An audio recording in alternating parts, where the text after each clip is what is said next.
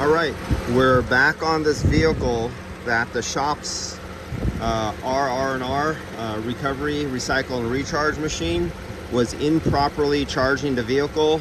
Then the owner of the shop went out there and recharged the vehicle, and it still did not work right. Then they called me out here, and I found out I only got 300, I don't remember what it was in the other video if I showed you what I recovered. It was like 360 grams that I took out of the vehicle, and it should have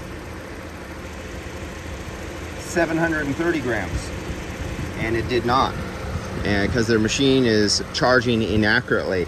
And the only reason they knew is because it's really hot days right now in San Francisco, and that's 75, 85 degrees, 90 degrees is super hot. So all their other vehicles that they mischarged, when the week before, when it was only 60 degrees, 58 degrees, it was so cold, even though they weren't charging them right, they can't tell. And the machine doesn't tell them anything. The machine's stupid. And you have to have something between the ears with experience, knowledge, and training to know that something's wrong. Otherwise, you just feel cold out the dash and you think it's right. Now here we go. If you remember, when I took the video before on this, did I take the video? Can't remember. It with a superheat was 40. Now we have a superheat of 14, 13 on this particular vehicle. Now it is correctly charged for this particular vehicle. Different vehicles are different. Our subcooling is 8.5. You know, you put your hand down there, it's nice and warm. It's starting to condensate, make water right now. Our suction line temperature has dropped down to 50 instead of 70.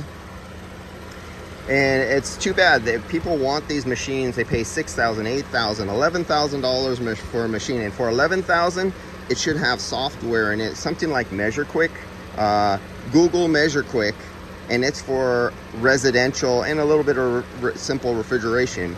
But that's a software that can do a really good job at troubleshooting. Now they do have this higher end machines have some of this somewhat technology, but still, you cannot compensate for variable displacement compressors. That will give the software a problem. Pulsating fans and variable speed fans will give the software and what they read a problem, because the compressors in between the fans and the software will try to correct for something that is wrong on a refrigerant charge and give you correct numbers, but it'll still be messed up when they go out in the hot weather. But other than that, that's it. Just another machine giving problems, and I could see there's going to be a lot of people kind of not happy when they go to use their AC and find out it's not charged right from this particular shop, because this will not be the only one. All right, see you guys.